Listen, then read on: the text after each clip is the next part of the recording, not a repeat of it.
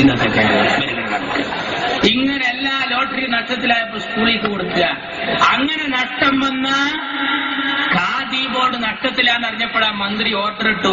അച്യുതാനന്ദൻ ഉടനെ അതിന് ശരിയിട്ടു. എന്തായിരുന്നു ഓർഡർ?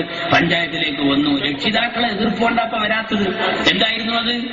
ഖാദി ബോർഡ് നഷ്ടത്തിലാന്ന് പറഞ്ഞപ്പോ 2 ദിവസം ഖദർ വസ്ത്രം യൂണിഫോമായി സ്കൂളിൽ ധരിക്കണം. നോക്കാൻ നിങ്ങൾ നഷ്ടം വന്നതൊക്കെ സ്കൂളിലേക്ക് കൊടുക്കുക. ഇങ്ങനെ പോയാൽ ആ ദിനേശ് പീഡി നഷ്ടത്തിലായ എന്താകും സ്ഥിതി? ഹെഡ്മാഷ് പോയി 2 ബണ്ടല് വീടി വാങ്ങിക്കൊണ്ടിരും സ്കൂളിലാണ് കൊടുക്കും. അങ്ങനെ നമ്മളൊക്കെ സ്കൂളിന്റെ അടുത്ത് പോയി നോക്കിയാൽ കാണാം 7 ബിന്നും 8 സിന്നും 50 എഫ് എന്നൊക്കെ ഒരു പുക ഇങ്ങനെ കൊണ്ട്. എന്താ സംഭവം എന്ന് ചോദിച്ചാൽ ഈ പീരീഡ് ദിനേശ് പീഡിയൻ മക്കളെ കുടിയിൽ പോയിട്ട് 5 വക്തിലും തോരുന്നോളി ബീവറേജ് കോർപ്പറേഷൻ നഷ്ടത്തിലാകാതിരിക്കട്ടെ. അതും കൂടി നഷ്ടത്തിലായ നമ്മളെ മക്കളൊക്കെ കാട്രായി അടിച്ച് വരുന്ന വരവെന്ന് ആലോചിച്ചോക്കാൻ. ഒരു ഭരണം എന്തിനു പറ്റും?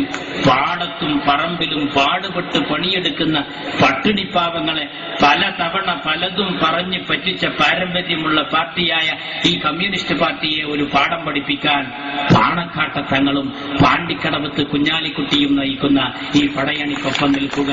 അള്ളാഹു അനുഗ്രഹിക്കട്ടെ. അസ്സലാമു അലൈക്കും.